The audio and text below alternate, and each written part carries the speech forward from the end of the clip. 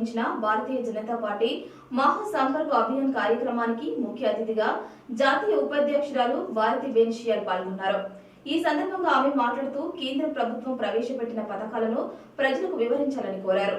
మేడ్చల్ జిల్లా పోచారం మున్సిపల్ పరిధి SBR function హాల్లో భారతీయ జనతా పార్టీ మహాసంపర్క్ అభియాన్ లో భాగంగా మేడ్చల్ అసెంబ్లీ సీనియర్ నాయకుల సమావేశంకు ముఖ్య అతిథిగా విచ్చేసిన జాతీయ ఉపాధ్యక్షురాలు భారతీబెన్ షియాల్ ఈ సందర్భంగా ఆమె మాట్లాడుతూ కేంద్ర ప్రభుత్వం ప్రవేశపెట్టిన పథకాలను ప్రజలకు వివరించాలని తెలిపారు। తెలంగాణ ప్రభుత్వం ప్రజలను మోసం చేస్తుందని ఈ సందర్భంగా ఆమె తెలిపారు। తెలంగాణ ప్రాంతాన్ని ఏం అభివృద్ధి చేశారని దశాబ్ది ఉత్సవాలు జరుపుకుంటున్నారని ఆమె మండిపడ్డారు।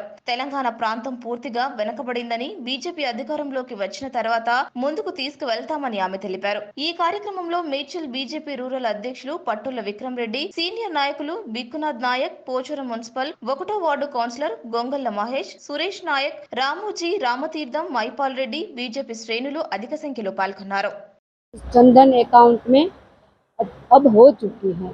साथ ही उसने हमारे जो आधार कार्ड है, देश में दुनिया में सबसे ज़्यादा अगर आइडेंटिटी कार्ड मतलब आधार कार्ड बने हैं ना, तो हमारे देश में बने हैं। 133 करोड़ से भी ज़्यादा इस देश में आधार कार्ड मतलब भारत देश के नागरिक की आइडेंटिटी बन चुकी है। ये आधार कार्ड और बैंक का अकाउंट और मोबाइल नंबर मतलब नाम दिया गया है उनको जनधन, आधार और मोबाइल जोड़ के जेम नामक एक पोर्टल बना है और इसकी वजह से आज देश में पूरे पारदर्शक तरीके से पूरी ट्रांसपेरेंसी के साथ आज देश के नागरिकों को लाभ मिल रहा है। सेंट्रल गवर्नमेंट से अगर 1 रुपया आता है तो लाभार्थी मतलब बेनिफिशियरीज के डायरेक्ट अकाउंट में डीबीटी के माध्यम से पूरे का पूरा 1 रुपया मतलब 100 पैसा उनके अकाउंट में जमा हो रहे हैं। बिचौलियों की बिल्कुल सिस्टम ही ख़त्म कर दी गई है। मतलब एकदम ट्रांसपेरेंट वहीवट आज पूरे भारत देश में चल रहा है। आज डीबीटी के माध्यम से भारत देश में 25 लाख करोड़ से ज़्यादा का लेन देन आज डीबीटी के माध्यम से आज भारत देश में हुआ है। इस देश में आज से पहले मतलब 9 साल से पहले किसी ने भी नहीं सोचा था कि हमारे देश की गरीब घर की माँ बेटियाँ जो चूल्हे में रसोई करती हैं तो धुएं से उनका कितना नुकसान होता है। इनकी हेल्थ को तो नुकसान होता है लेकिन उनके साथ साथ उनका जो समय का भी व्यय होता था। माननीय मोदी जी ने पहली बार बड़े विजन के साथ ये सोच लगाई और उनमें से जन्म हुआ उज्ज्वला योजना का।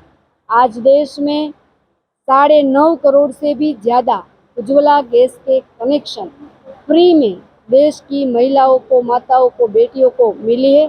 खुद अपने नाम पर महिलाओं के नाम पर एक कनेक्शन मिला है। महिलाओं के नाम पर अगर एक कनेक्शन भी मिलता है ना तो उनका मान सम्मान और आत्मगौरव कितना बढ़ता है वो तो महिला ही जानती हैं। महिलाओं के लिए इस देश की बेटियों के लिए पूरे देश में बेटी बचाओ बेटी पढ़ाओ का एक अभियान चला और आज देश में हम देख रहे हैं कि जहां बेटियां कम पैदा होती थी वहां आज बेटों और बेटियों का रेशियो मतलब बेटियां आज ज़्यादा पैदा होने लगी है। स्त्री सशक्तिकरण का महिलाओं का मान सम्मान और गौरव बढ़ाने का काम ये अभियान से भी चला है।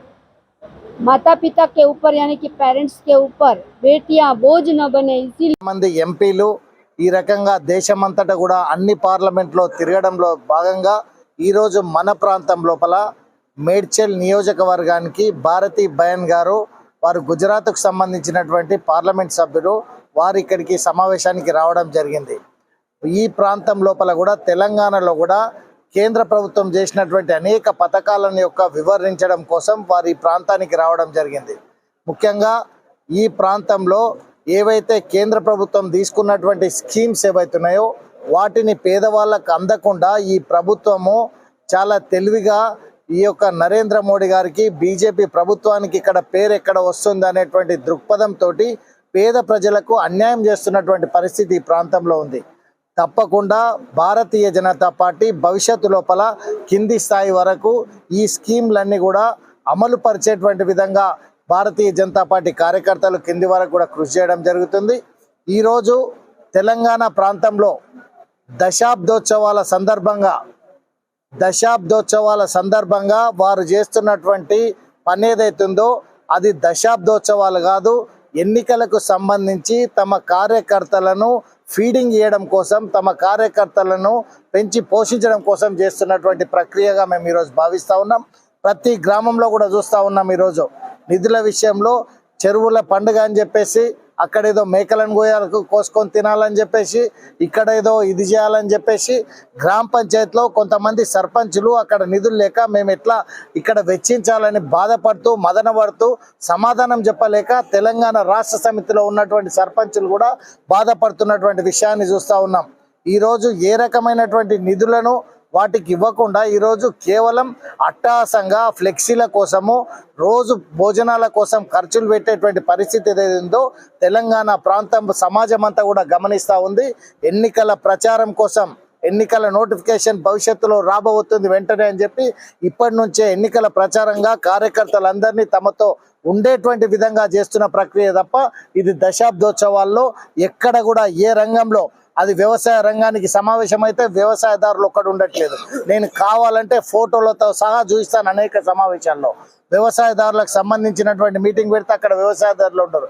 చెరువులకు సంబంధించినటువంటి పెడితే చెరువులు ఎవరైతే మెయింటైన్ చేస్తారో బేస వాళ్ళకు సంబంధించి, లేకపోతే చేపలు పెట్టించుకున్నటువంటి వాళ్ళకు సంబంధించినటువంటి వాళ్ళు ఎవరు కూడా ఉండేటువంటి పరిస్థితి లేదు. ఈ రకంగా కేవలం తెలంగాణ రాష్ట్ర సమితి కార్యకర్తల కోసం మాత్రమే ఈ యొక్క దశాబ్దోత్సవాలు ప్రభుత్వ డబ్బుతోటి ఆర్భాటంగా వాళ్ళ